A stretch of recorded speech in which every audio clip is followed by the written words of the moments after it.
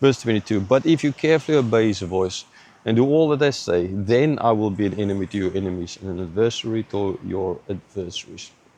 So if you obey his voice, right, carefully obey his voice and do as I say, then God will be an enemy. So what is, yes, God prepared this land, God did all of this for them, but is it just whatever? No, I prepared all of this and you can just do whatever you want to now?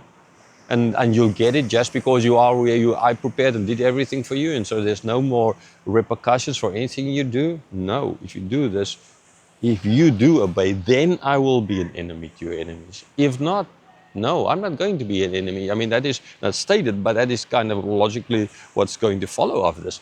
Then he'll be an enemy, he'll be an adversary. As I was teaching last night as well, I spoke about this, but just from Genesis chapter 25, 26 actually, 25, yeah. 26, beginning there, God telling Abram, Isaac, reiterating the covenant made with Abram with Isaac, about how Abram listened to him. And we know Abram didn't follow the law perfectly, it's only Jesus who did, right? So ultimately, because Abram in Jesus, right, and that is the kind of idea there. And the same kind of what I then went on to explain is just the fact that in Christ, yes, we as if we obey, but when you're in Christ, when you are His, you can't just say, okay, now since I'm in Christ, now I'm forgiven, and as if I'm obeying because Christ obeyed, I can do whatever I want to, right? And this is the whole point as well that's kind of made here. You can't just say, oh, okay, because God did all these miracles there, because God did all of this, because God did it, and He promised and He prepared already a land for us, and therefore we will get. So with this angel now that's going ahead of us, we can just do whatever we want to do with this angel, spit in his face, do everything, break his laws, make golden calves, and it all will be good. And because God is for us, so there's nothing we can.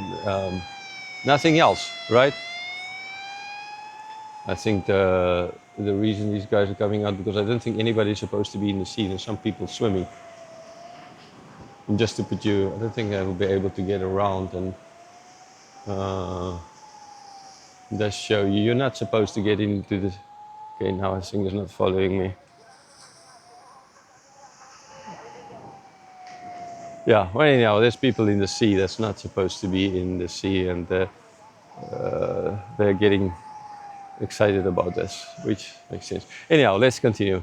Okay, so here as well, you can't just like go into, I don't know, it's like, can you use this? If this thing can follow me all the way, no, I don't think it can follow me.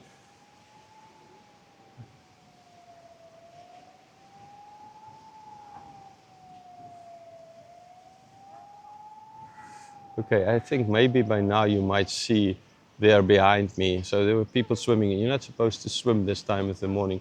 And so, well, yeah, okay. So you can swim during, well, after the sunrise already, when the flags are out and the people are out. But before that, you're not supposed to swim. Okay, so, well, and then the people get excited about them breaking the rules and the laws, because, I mean, it makes sense, it's dangerous and people can drown, there's no one there to save them. So that's the law. Right, so you need to carefully obey the law. Otherwise, the person is going to come in the jeep and shout at you and get you out of the water, so that you will keep the law. You can just say, oh, because I can see what I'm doing, because I can swim, because it's not that deep, I'm still standing in the water, because there's all these reasons and I can come up with. And so I can just do it because I know I'm safe, kind of idea. But you know, there's a law here. This is how they use the law. So you need to follow the law ultimately. And so in this case as well, with this one that will go ahead, you can just say, you know, because God has done all of this for me, now I can just do whatever I want to, and I can do and get away with it. No, you can't do anything like that. Because our God is only going to be an enemy to their enemies, an adversary to their adversaries, if they listen to Him, if they're going to exactly obey what this angel is telling them to do. And that is this is a very important point as well for us as Christians. The same point I was making last night with Abram, and that is the fact that, you know, As Christians, yes, we are saved by grace. But that doesn't now mean that after you've been saved by grace and you're in Christ and therefore you are obeying the laws of, because Christ obeyed the laws of your, as because Christ now you are obeying the law, that does not then imply that since he's kept the law and he can't break the law, that now you can just break the law because you're in him. That's not going to work. In the same way, these guys can just go on and do whatever they want to. And that Paul explains as well in Romans chapter 6. You can't just say, no, my son, that the grace becomes more kind of idea.